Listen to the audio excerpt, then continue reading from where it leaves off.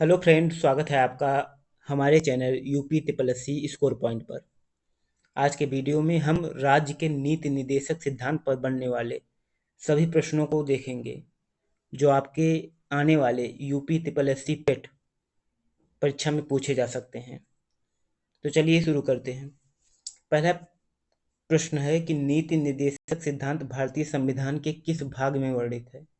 भाग 3 में, भाग 4 में, भाग 5 में या भाग 2 में? तो इसका राइट आंसर होगा जो नीति निर्देशक सिद्धांत है भारतीय संविधान भाग 4 में वर्णित है।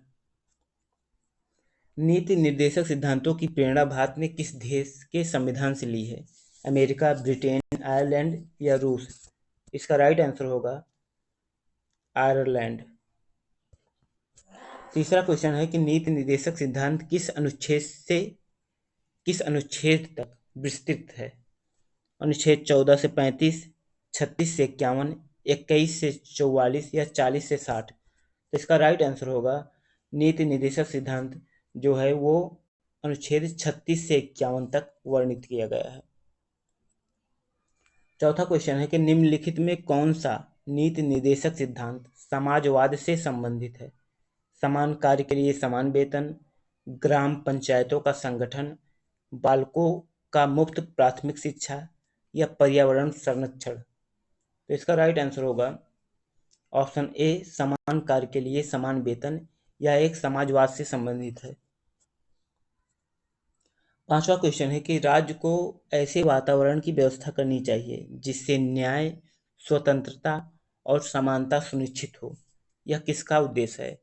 प्रस्तावना का, नीति निर्देशक सिद्धांत का, मौलिक अधिकार का या मौलिक कर्तव्य का? तो इसका राइट आंसर होगा ऑप्शन बी, नीति निर्देशक सिद्धांत का।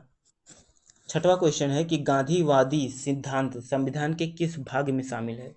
मौलिक अधिकार में, नीति निर्देशक सिद्धांत में, प्रस्तावना में या नागरिक कर्तव्य में? तो इसका राइट आंसर होगा गांधीवादी सिद्धांत जो शामिल है भारत संविधान के भाग 4 नीति निर्देशक सिद्धांत में।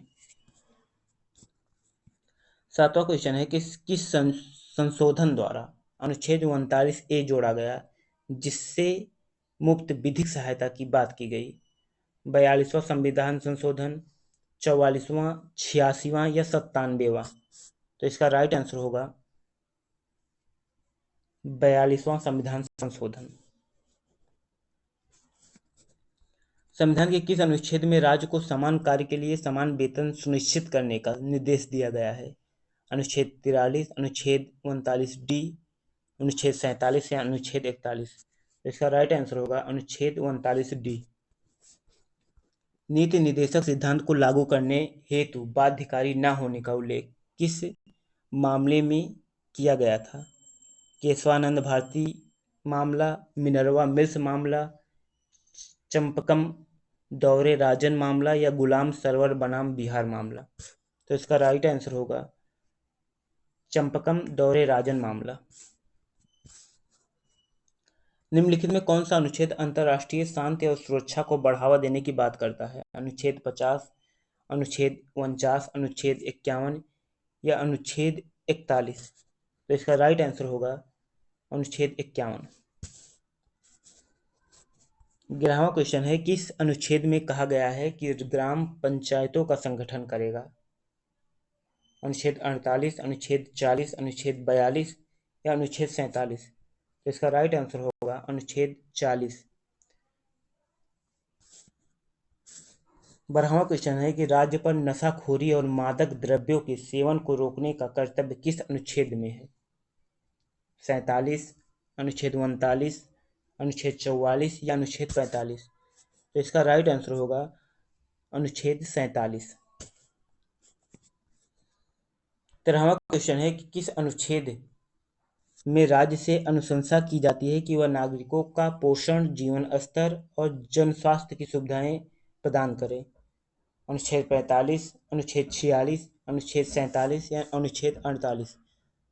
तो इसका राइट आंसर होगा अनुच्छेद 47। किस अनुच्छेद में राज्य को बालकों को 6 से 14 वर्ष की आयु तक मुफ्त व अनिवार्य शिक्षा देने का निर्देश है। अनुच्छेद 45, 46, 21A या अनुच्छेद 39। तो इसका राइट आंसर होगा अनुच्छेद 45। नीति निर्देशक सिद्धांतों की प्रकृति है संवैधानिक अधिकार, नैतिक निर्देश, वैधानिक दंड या मौलिक कर्तव्य। इसका राइट आंसर होगा नैतिक निर्देश। 16वां क्वेश्चन है, किस अनुच्छेद में पर्यावरण वन्य जीव संरक्षण की बात की गई है? अनुच्छेद 46 में, अनुच्छेद 48A में, अनुच्छेद 50 में या अनुच्छेद 39A में? तो इसका राइट आंसर होगा अनुच्छेद 48A। किस अनुच्छेद में न्यायपालिका को कार्यपालिका से पृथक करने का निर्देश दिया गया है? अनुच्छेद 50 में, अनुच्छेद 44 में, अनुच्छेद 45 में या अनुच्छेद 41 में? तो इसका राइट आंसर होगा अनुच्छेद 50, जिसमें न्यायपालिका को कार्यपालिका से पृथक करने का निर्देश दिया गया है। समान नागरिक संहिता लागू करने का निर्देश किस अनुच्छेद में है? 41, 44, 47 या 46? तो इसका राइट आंसर होगा अनुच्छेद 44। 19वां क्वेश्चन है,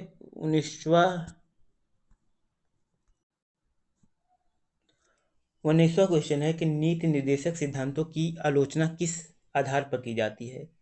इनका कोई संवैधानिक मूल्य नहीं है, या बाध्यकारी नहीं है, ये मौलिक अधिकारों से टकराते हैं, या उपरोक्त सभी? तो इसका राइट आंसर होगा ऑप्शन डी, उपरोक्त सभी। 20वां क्वेश्चन है, कौन सा मामला नीति निर्देशक सिद्धांतों की प्राथमिकता पर ऐतिहासिक है? गोलकनाथ बनाम पंजाब, केशवानंद भारती, मिनर्वा मिल्स बनाम भारत या मुरलीधर बनाम मध्य प्रदेश सरकार? तो इसका राइट आंसर आपको कमेंट में देना है और ये भी बताना है कि आपने कितने क्वेश्चन अटेम्प्ट किए और कितना आपका सही हुआ। मिलते हैं नए वीडियो के साथ, तब तक के लिए धन्यवाद और इस चैनल को ज़्यादा से ज़्यादा सब्सक्राइब और शेयर करना ना भूलें। धन्यवाद। राधे राधे।